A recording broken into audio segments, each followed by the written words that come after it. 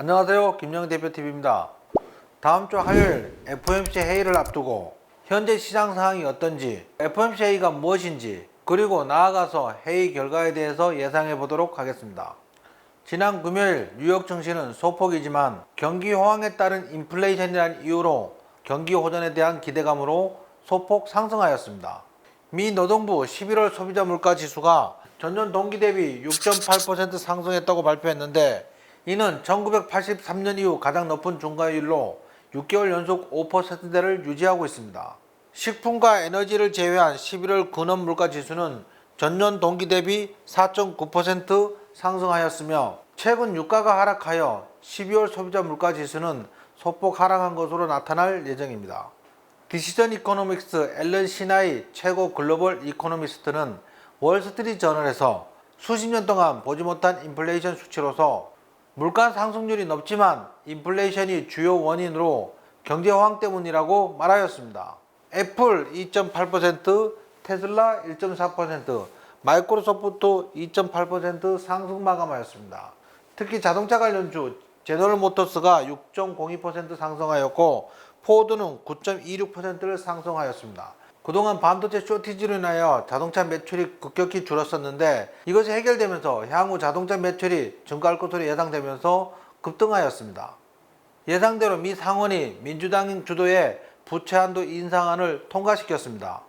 이것은 반대하는 공화당 측에서 이것을 통과시키지 않으면 비난받을 것을 우려하여 찬성 64대 반대 36표로 순조롭게 통과하였습니다. 다음 주 열리는 FOMC 회의에서 파월 연준 의장의 발언에 시장은 주목하고 있습니다. 미국의 금리 결정, 재무부 채권 매입의 발행, 지급 준비율 결정 등이 연방준비제도 이사에서 결정하고 있습니다. 연방준비제도 이사회는 1913년 창설된 연방준비제도의 운영기관이자 12개 연방준비은행 관리 통괄기관으로 워싱턴에 있습니다. 설립 초기에는 연방준비국이라 하였으나 1935년 은행법에 의해 연방준비제도 이사회로 개칭하였습니다. 미국의 연방준비위원회 산하에 공개시장 조작에 관한 정책을 담당하는 위원회를 연방공개시장위원회로 FOMC 회의라고 합니다. 미국의 연방공개시장위원회는 1년에 8번의 정기회의를 개최하고 있으며, 매 회의 때마다 금융 상황에 대한 종합적인 분석과 통화 공급량, 금리 조정 여부를 결정하고 연방준비제도 이사회가 추진해야 할 금융정책의 기본 방향을 제시합니다. 오는 14일과 15일 올해 마지막 8번째 FOMC 회의가 개최될 예정입니다. 이곳에서 지난달 FOMC 회의에서 채권 매입 축소를 하는 테이퍼링을 실시하여 시장에 푸는 유동성을 줄이기 시작하였습니다. 애초 계획은 내년 6월에 테이퍼링을 종료할 예정인데, 이번 회의에서 내년 3월까지 종료하는 것으로 급격하게 변화할 수도 있습니다. 지난 금요일 발표한 11월 소비자 물가 지수는 지난해 같은 기간보다 6.8%가 올라서 1982년 이후 가장 높은 상승률을 기록하였습니다. 이것은 이번 주 열리는 FOMC 회의를 압박하고 있습니다.